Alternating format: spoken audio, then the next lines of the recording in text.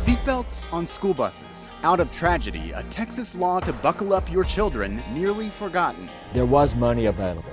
There was no demand for money. With federal leaders now calling for belts on buses across the nation. We do what we can to make sure our students are safe.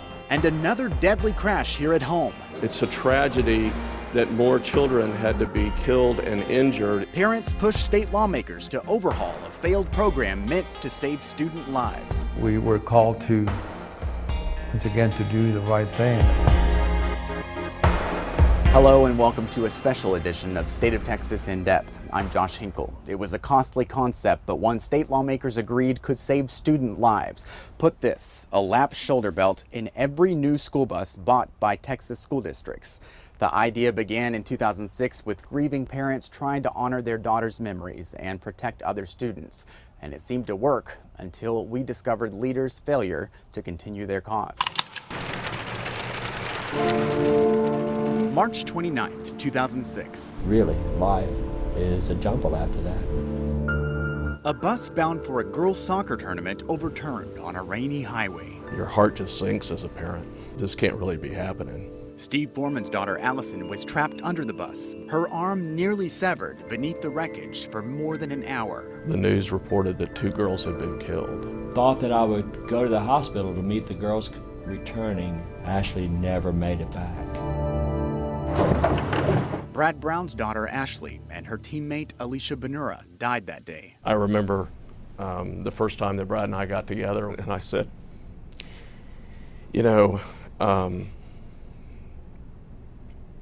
I don't know how to really sit here and talk to you because you lost your daughter, my daughter survived, and he said, let's just do what we've got to do. Let's just get together and try to make a difference. It started with what that bus from Beaumont was missing. Because there were no seat belts, she'd been violently thrown out of her seat. That would have allowed them to stay in the seat, even surviving an accident as horrible as that one. Families impacted by the crash took their concerns to the state capitol and eventually saw the passage of Ashley and Alicia's law. It requires lap shoulder belts on all new buses if state funding is available. One bus alone is at least $80,000. A bus with those belts cost at least another $7,000. So lawmakers gave $10 million to the Texas Education Agency to give to school districts that first round. It was enough to strap in about 70,000 students. But soon faced with budget cuts, the TEA slashed most of the funding from the program and never asked lawmakers for more money. 2012, 2013, 2014, 2015, there was no money that was requested for this program. Why? It's very difficult to award money when the districts themselves don't show an interest in it. Just 12 of more than 1,000 school districts in the entire state applied, and only 4 out of that number actually qualified and received funding. The TEA says, simply put, the program didn't make financial sense for many school administrators because it didn't pay for the entire cost of the bus, only the seatbelts. It's like telling you, Josh, I'll pay for the seatbelts if you go out and buy a new car. Well, the heavy lifting is still in buying the vehicle itself. And again, the law does not require districts to buy buses with belts if the state has no funding for them.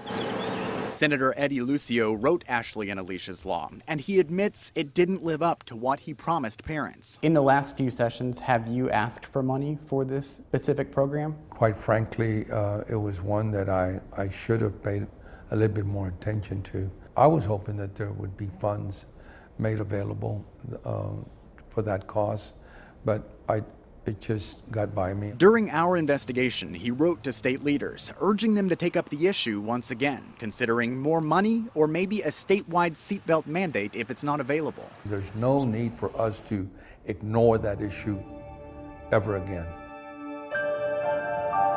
It would be a beautiful thing in Ashley's memory to see an effective legislative effort to make lap shoulder belts on school buses the law in Texas. In a few months, these fathers will mark 1 decade since the crash that changed their lives. And in that time, their frustration over school bus safety has only grown. When is enough going to be enough? What excuses have to be made for school administrators in ignoring this? After the latest bus crash that killed 2 students in Houston, lawmakers, including Lucio, are calling for action. We are awaiting word of what they will do ahead of the next legislative session in 2017, but we will keep checking back. It is something that affects us all every day, transportation funding. And even though you voted in November to spend billions on new highway construction and maintenance, the state says it still needs a lot more money. So this session, KXAN's Josh Hinkle found out lawmakers are looking to lighten the load in other areas of the budget to help your highways. Stepping on the scale, checking your weight. For many people, if you can avoid it, you do. In Texas, it's easy for semi-trucks to do the same, bypassing weigh stations along our highways. Most of them are closed most of the time because the Department of Public Safety can't afford to man them. Oh, I started off in Dallas this morning. Ben Hanley says this site south of Austin was the first one he's seen open on I-35 all day. The green light means he's required to exit and drive over a giant scale so DPS can inspect the weight of his truck and cargo. I'm sure they can't keep them open 24/7 all the time. Some of them are, some of them aren't. Allowing overweight trucks to skirt the law and do damage like this, putting too much pressure on your roads. The bad road is definitely potholes and fissures in the road where they've cracked open and rough so that we don't have a smooth drive. Too much weight on the truck, too much weight on the bridges. Researchers say an 80,000-pound truck does about as much road damage as 9,600 cars. If this pavement is designed to last 30 years, trucks just 5% over the legal limit would force the state to replace this road 5.5 years earlier than it should, which might mean spending more of your money faster on maintenance instead of something like the traffic you're sitting in every day. They're tired of sitting in congestion. I'm tired of sitting in congestion. Before leaving office, Lieutenant Governor David Dewhurst pushed a plan to pump millions into the state's weigh station system, which already does a lot with the limited resources available. In the last 3 years, DPS weighed more than 75,000 trucks, ticketing more than 60,000 drivers for overweight violations. Dewhurst says more inspections would mean less highway damage and more money for other transportation problems. When you look at how much money you can save on maintenance by not tearing up the roads you just built for billions of dollars, it's a no-brainer. So he worked with DPS on an extra budget request this legislative session, nearly $92 million for upgrades to existing stations and more than 200 full-time workers, most of those new DPS troopers, to man those sites and expand commercial vehicle enforcement across the state. Make sure that we've got our weigh stations manned, not just 10 hours a week or 40 hours a week, but 24/7, 365 days a year. And while sitting on a scale might take more time for truckers like Hanley, he says it beats bad roads, repair work, and more time sitting in traffic for everyone. No, doesn't make it fun for us either. In Hays County, Josh Hinkle, KXAN News.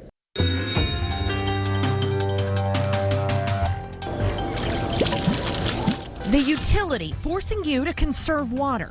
We can only water our yard once a week. And pay higher rates. I'm sure we could all like to have a lower water bill each month. Is also responsible for fixing the city's broken water pipes.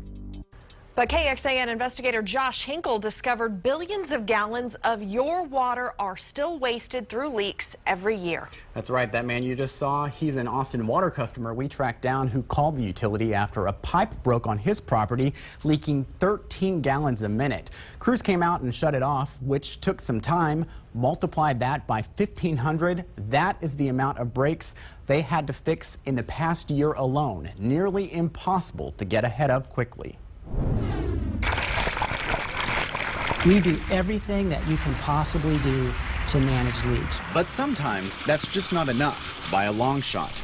In the past year, Austin leaked nearly 4.8 billion gallons of water.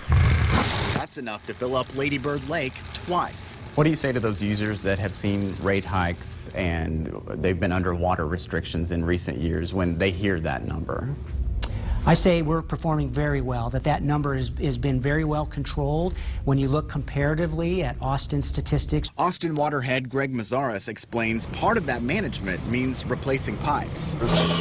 10 to 12 miles a year, but at that speed, with 900 miles total of new pipe needed, it would take close to a century to finish. We have a ranking system where we go through and look at factors such as how many times it broke in the past. Some lines are cast iron and date back to the 1930s. Some leaks are obvious, like this geyser off Palmer Lane that lost more than 5 million gallons. Sometimes it's difficult to find those leaks because they're so far underground, like this 66-inch transmission line, one of the major water suppliers to East Austin. It took special sonar for crews to pinpoint it this summer, even though they discovered it was leaking millions of gallons of water last year. Why has it taken so long to fix that particular leak? I wouldn't characterize it as a long time. First, it's a transmission system that you can't take out of service easily. It's an important part of our system. And you don't want to start digging willy-nilly. Yeah, but this isn't just a leak in a pipe. This is a transmission line. It's big. Yeah, some of these leakages are huge, absolutely. Austin Councilman Don Zimmerman sits on the city's Public Utility Committee and says it's clear more funding could help speed up the repair and replacement process. What can the council do about that, though? That's a good question. Now, the Austin Water Utility is one of our enterprise funds, and the management answers directly to the city manager. They don't answer directly to the city council. So what the city council can do is direct the city manager to put a focus on fixing the problem. That's something you're prepared to do? I'll bring that forward as a resolution, absolutely. Now, the city manager would not comment on our story, but we will follow up with him when the budget comes together. We will also follow up on Zimmerman's proposal next month when his committee meets.